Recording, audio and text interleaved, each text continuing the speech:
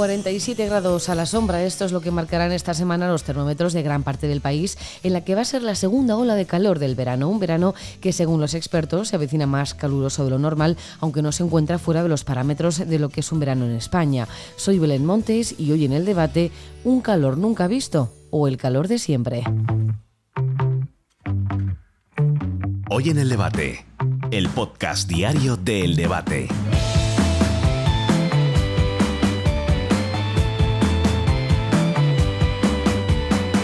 Un total de 61.000 personas perdieron la vida el año pasado en Europa debido al calor. La región con más muertes fue Italia, con más de 18.000, seguida de España con 11.324 y en tercer lugar Alemania con 8.173. Estos registros se desprenden del nuevo estudio presentado por el Instituto de Salud Global de Barcelona y el Instituto Nacional de Salud de Francia, publicado en la revista Nature Medicine. La muestra ha analizado más de 45 millones de muertes en 35 países de Europa acontecidas entre el 20 de mayo y el 4 de septiembre de 2022.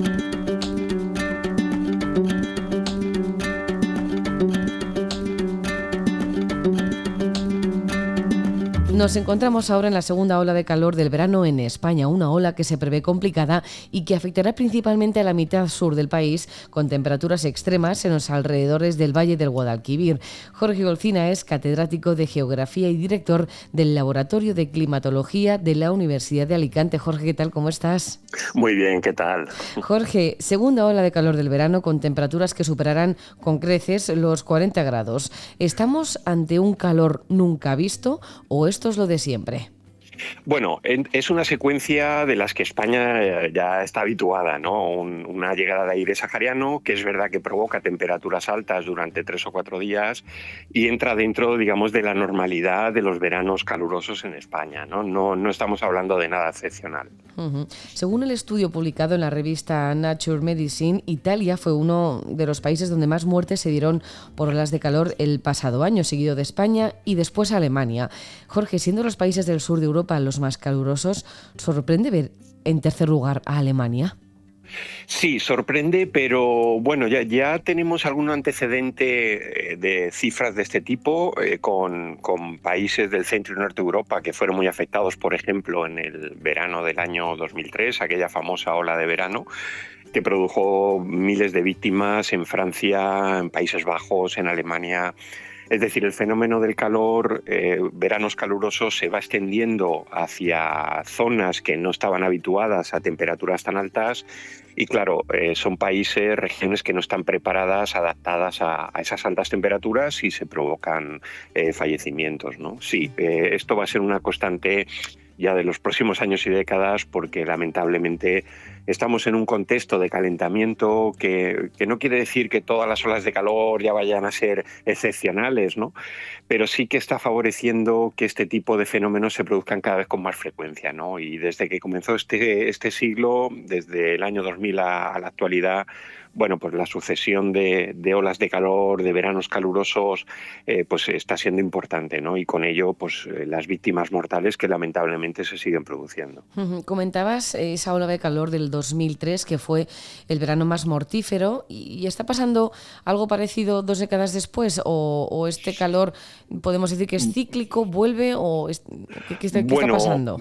Hay una tendencia, como decíamos, desde que comenzó este siglo, el proceso que llamamos de calentamiento climático se va manifestando, se va evidenciando poco a poco, ¿no? Pero es una manifestación progresiva, ¿no? Y claro, aquel famoso verano del 2003 ya fue muy llamativo, pero bueno, pensábamos que podía ser algo momentáneo, de un verano muy fuerte y pasados 20 años a lo mejor otro, pero estamos viendo que no. Desde entonces se han ido sucediendo veranos calurosos, unos sí u otro también, y bueno, con registros de temperatura que se van batiendo en unas u otras regiones de Europa, también aquí en España, y se mantienen las víctimas mortales, ¿no? Lo que hace 2 o 3 décadas era pues víctimas por frío, las más numerosas, ¿no? En muchas partes del hemisferio norte, incluso de Europa, ha cambiado a que ahora el mayor número de víctimas por eventos de temperatura extrema se producen por calor, ¿no?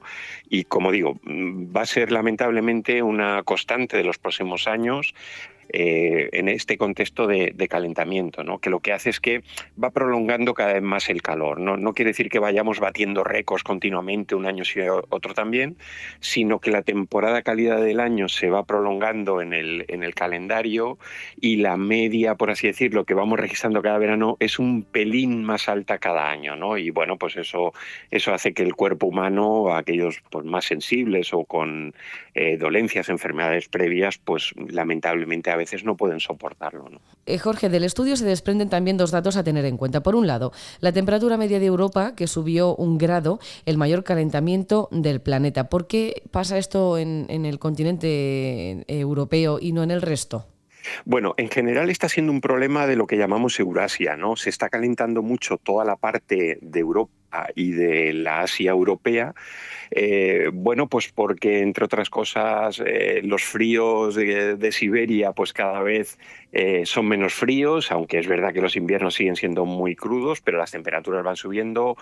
Nuestro polo norte, como ya estamos viendo, manifiesta una tendencia preocupante a la pérdida de hielo, año sí y año también. Por tanto, bueno, pues todo eso va repercutiendo en que las temperaturas en Europa, que además cada vez está siendo más afectada por lo que llamamos esa influencia subtropical, ¿no? Todo lo que llega de África, la dinámica meteorológica africana, el aire sahariano, cada vez está penetrando de forma más frecuente en el continente europeo, pues provoca esa subida de temperaturas que sea más elevada, como manifiesta ese estudio aquí en Europa que en otras regiones del mundo, ¿no? Decía que por un lado estaba el tema de la temperatura, que ha subido 1 grado, pero por otro comentaba que había dos datos a tener en cuenta, y es que en el año 2030 pueden llegar a producirse por año una media de 68.000 muertes por calor y 94.000 en 2040. Teniendo en cuenta, Jorge, estas predicciones, ¿se puede hacer algo para evitarlas?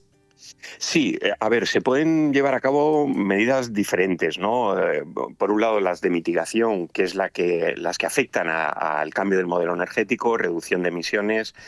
Bueno, por esa parte, la verdad es que las previsiones de los próximos años son poco optimistas. No conseguimos frenar las emisiones de gases, que son las que están alterando toda la dinámica atmosférica y están provocando este calentamiento incentivado por la mano del ser humano.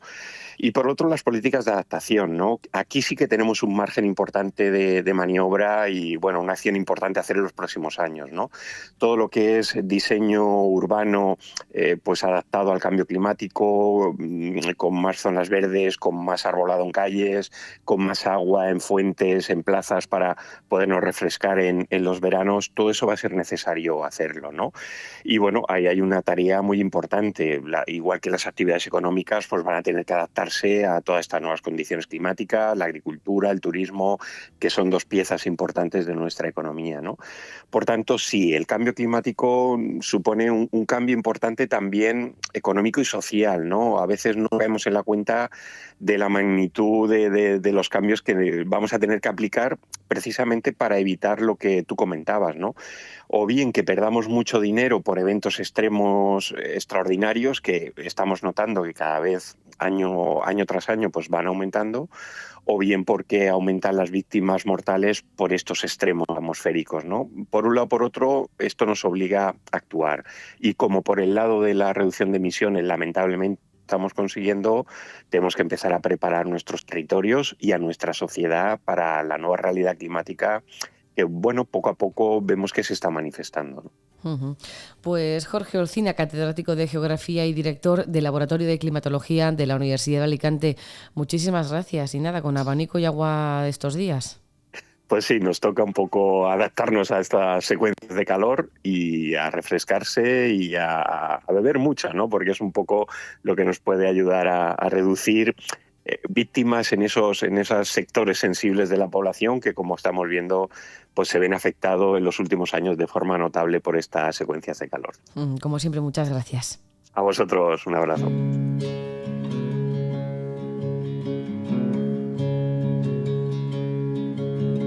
Segunda ola de calor en lo que llevamos de verano y los expertos auguran unas cuantas más. Además de tener las precauciones de siempre, vamos a saludar a Mariluz Sabin, supervisora de guardia de SAMUR Protección Civil, para saber qué situaciones se pueden dar en las grandes ciudades alejadas del mar y donde se pueden alcanzar fácilmente los 45 grados a la sombra. Mariluz, ¿qué tal? ¿Cómo está? Bien, estamos aquí de guardia.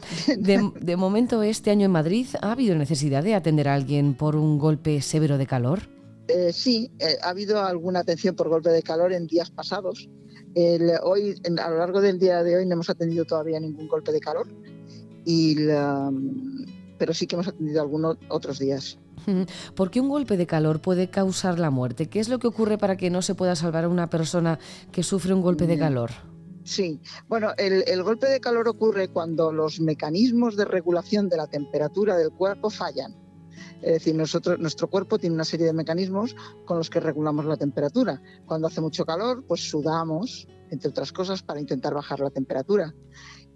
Cuando esos mecanismos fallan, entonces ya se deja de sudar y la temperatura dentro del cuerpo aumenta a unos grados que provocan un daño cerebral y de otros órganos vitales y por lo tanto pueden ocasionar la muerte.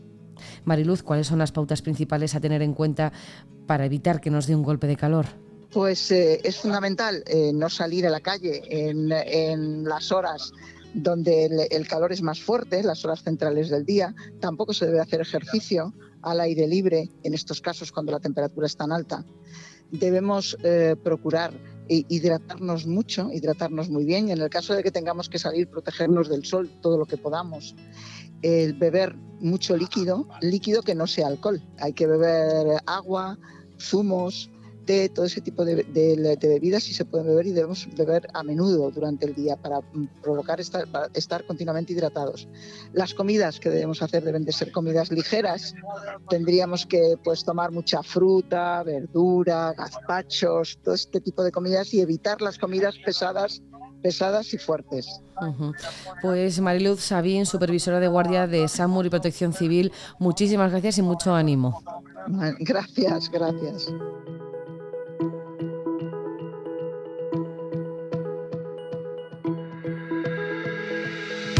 El aumento de temperatura anualmente implica que cada vez se produzcan más muertes por calor y aunque no estemos ante la peor ola del calor del verano de los últimos años, hay que tener en cuenta que las temperaturas tan elevadas supondrán problemas serios a lo largo de los años que están por llegar.